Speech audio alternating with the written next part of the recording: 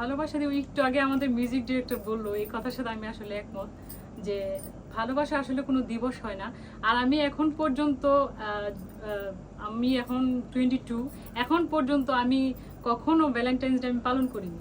ঠিক আছে, আমি ঘুম থেকে উঠে আমার মাকে একটা প্রণাম করি অথবা একটা চকলেট টকলেট দেই, ফুল দিই, ওরকম এইভাবেই কাটে, আর কিছু না। সেটার জন্য না, আমি কখনোই করি না।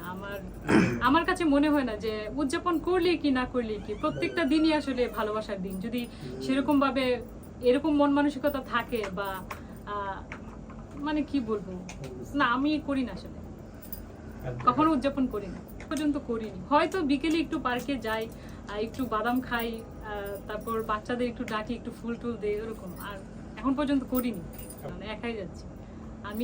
আমি ঢাকাতে থাকি গানের সুবাদে। আমার হোম টাউনে যখন থাকতো তখন আমার বাইকে নিয়ে যেতাম, ভাই থাকতো সাথে, আমারকে কোম্পানি দিত।